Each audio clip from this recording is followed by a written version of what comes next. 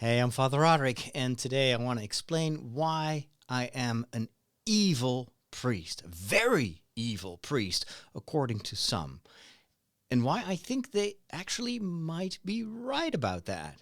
This episode is brought to you by my patrons over at patreon.com/Father Roderick. They allow me to do this work, to do this evil stuff. They are complicit.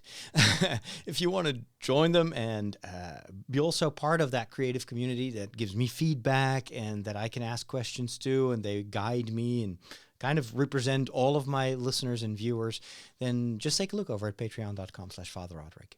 So just a few minutes ago, I was checking the comments on my YouTube channel. If you've never followed me on YouTube, go over to youtube.com/Father Roderick and subscribe, of course. Now, that YouTube channel has thousands of followers, mostly because of my Star Wars videos that I recorded a while back. For instance, the reaction videos to Rogue One and to The Force Awakens, etc. And it's a channel that I use from time to time. Now that I'm doing these shorter shows that are more topical, more focused on one topic at a time, I'm also posting these episodes on YouTube. And you can imagine YouTube is an open medium. It's like Twitter in a certain way. Anyone can follow me and anyone can react. And so by precaution, since I am a priest, I'm wearing a Roman collar, and people have sometimes very intense reactions to even the presence of a priest on their screen, that I always put the comments on moderation first. So I have to approve them before they appear. Otherwise, if you don't do that, you get the most horrible things. There's a lot that I see that fortunately you don't get to see because I can filter it out. What often happens is that people attack me because I'm a representative of this evil institution that has abused so many people, that has caused so much harm in the world. And how do I dare to be on YouTube? And worse. This is kind of the toned down version. But on the other hand, you also got criticism from a totally different part of society. And these are people that actually attack me because of what I am and what I do as a priest. According to them, I am wasting my time as a priest, or worse, I am leading people into temptation. I'm guiding them to evil and to Satan and hell and whatnot. And sometimes that criticism comes from very well, they consider themselves to be very strong Catholics, very faithful Catholics. And so this is nothing new. This has been happening as long as I'm doing podcasts that talk about more than just religious topics. And that has always been a staple ingredient of my presence in social media. So one of the things I learned at the Gregorian University in Rome is that if you want to communicate, even if you want to communicate faith, the first thing you need to do is to learn the language of the people that you want to reach.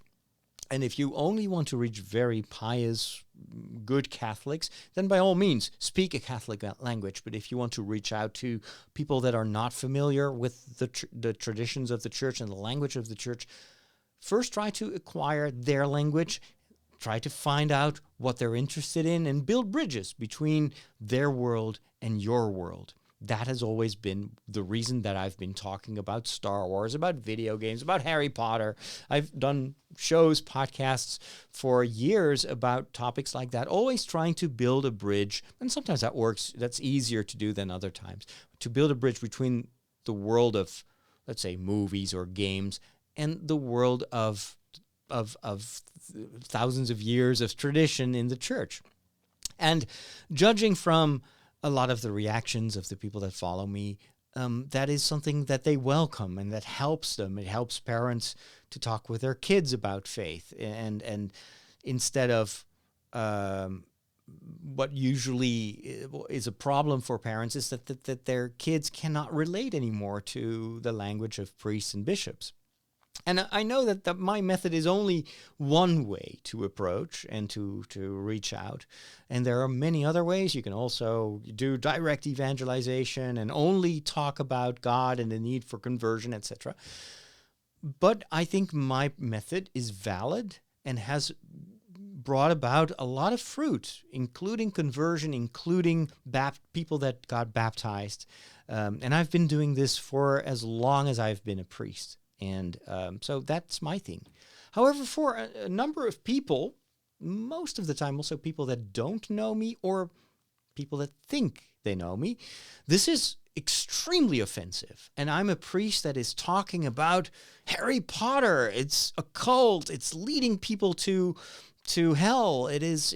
I'm putting the eternal salvation of children at risk to when I'm building a Harry Potter Lego castle, because that's the most recent comments that I saw on YouTube were about that. And it's like, how dare you waste your time building like this childlike stuff, building a Lego, and then even worse, a Harry Potter Lego castle. How dare you? And everyone who likes this video is complicit. And they didn't put that in the comment, but it's almost like, and they will go to hell too, just like this evil priest. And you know what? I've had this criticism for as long as I've been doing this media work. So I'm kind of used to it, and I'm no longer upset about it as much as I was in the first few times that you get criticism like that. But I want to go one step beyond that. And I would like to say, in a certain way, when people tell me that I'm a bad priest or even an evil priest, they may be right. Because I know that I'm human. I'm a sinner, even though I wear a Roman collar and I preach and I pray, but I sin nevertheless, because I'm just like any other Christian, any other Catholic, even like the apostles. They all sinned. They all made mistakes. They all were not faithful to their relationship with Christ. And I'm no different. I sin. I do stupid things. I sometimes misjudge a situation. And so I would be the first to admit that I'm not always a saint.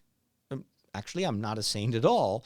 And I am very much aware of my flaws and of my sins and of the things that I do that are not good. And also, when I look in the mirror, I see a priest that could do so much more. It's not just active sin. It's also the omission of doing good. And anyone who does an examination of conscience from time to time, who goes to confession from time to time, knows that you make mistakes, you're fallible, and you don't live up to people's expectations, and worse, to God's expectations. However, when people lash out like that, there are two things that I always keep in mind. First of all, when people lash out, when people hurt, because I would be lying if I would say that this does not touch me. I've gotten used to it, but it still hurts, that kind of criticism, because I disappoint people, clearly. I don't live up to the image that they have of who I should be. So that hurts. But I'm always thinking, if the comments are that critical, that aggressive, destructive almost, then very often there is hurt behind that, or fear, or, all these things that make people say stuff like that. There's always a reason why people react the way they react. And I am not the one to judge that. I don't like it when people talk like that, because I know that they do that also with lots of my colleagues and bishops and the Pope. It's not charitable. I cannot condone it. I don't say that, well, that's a good thing. But I always keep in mind that I am not the judge of other people's lives. I have to love.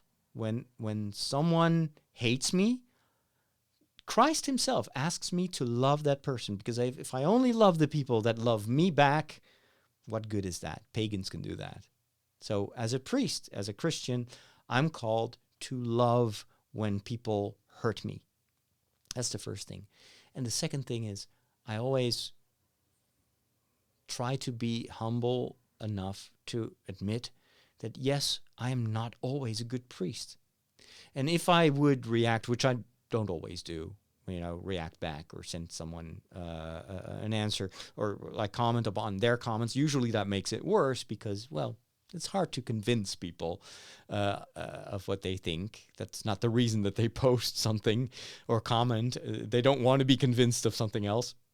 But if I could react to this kind of very, very critical commentary, I would ask them, if you think I'm a bad priest, pray for me. Pray for me. Help me to be a better priest. Not by judging me in public like that and by, because what good is that going to do? It's only going to lock up people. You lash out at me. Well, I'm not inclined to listen to you because it hurts too much to listen to you. But if you truly believe that you are right and I'm wrong and you're good and a saint perhaps, and I am evil and I'm going to hell, there is still time. So pray for those that you think need prayer. And final thing that I'm going to say about this also makes me much more aware of how I react to other people. And that sometimes instead of criticizing other people or gossiping, it's even worse than telling people in their face what you think of them. Gossiping is behind their back, and it can really, really destroy people. You can start wars with your mouth, with your tongue. Instead of doing that, if I feel that I want to criticize someone, maybe I should spend that energy and that time to praying for that person. Because ultimately, if God is merciful, and if we are all by somehow are saved, we will meet each other again in heaven. We will get to spend eternity together.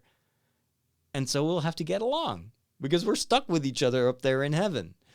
If I'm going to hell, then no, you don't have to worry about me. You will have a great time up there in heaven without me. But if for some reason Jesus wants to save me and I will be spending my eternity, then I'd rather pray first for my enemies, and I hope that they pray for me. That way, we'll all get along for eternity. That's all I'm going to say about it. Thank you so much. And, well, maybe this is something you recognize as well, because I'm not the only one who sometimes has to deal with very, very strong criticism. All right. Talk to you guys later, and thank you so much for your time, for the privilege of your time. God bless.